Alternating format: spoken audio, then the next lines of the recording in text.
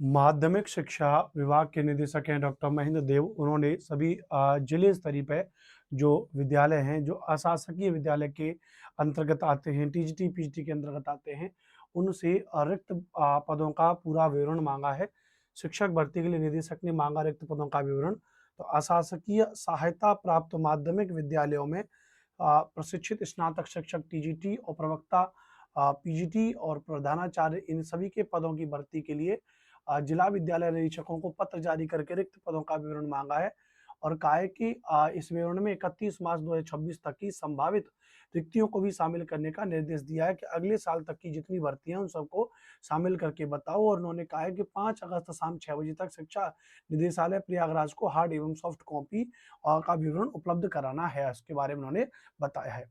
तो यह थोड़ा सा एक अच्छा संकेत देखने को मिल रहा है, क्योंकि जिस तरीके से आपने और हमने प्रॉपर तरीके से सरकार को और जवाब किए, उनसे सरकार से प्रश्न किए, अलग अलग वीडियो के माध्यम से हमने माननीय मुख्यमंत्री योगी आदित्यनाथ को टैग किया, उनके शिक्षा मंत्रालय को टैग किया। हम कह रहे हैं कि भैया एजुकेशन के मामले में हम तो अभी भी अड़े गए कि भाई एजुकेशन क्यों नहीं हो रही है, उसको लेकर के चीज़ों को करिए।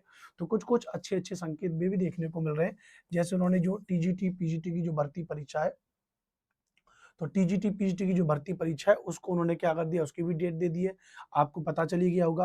प्लस अन्य जो रिक्त पद हैं, उन रिक्त पदों को लेकर के भी कह दिया है कि 5 अगस्त तक उनकी पूरी प्रॉपर तरीके से उनकी टेबल पे चाहिए। तो अगर इस तरीके से चीज़ें अगर रहीं, इस तरीके से चीज़ें अगर रहीं, तो मान के चलिए नई टीजीटी पीजीटी की भर्ती भी जल्दी देखने को मिलेगी और साल 2022 वाली भर्ती भी नवंबर और दिसंबर में होगी। लेकिन अब देखो, अब आप में से बहुत से बच्चे कहोगे कि अनुपम सर, हमें नहीं विश्वास है कि नवंबर दिसंबर में भर्ती होगी या नहीं। अब देखो, आंदोलन की भी एक सीमा होती है।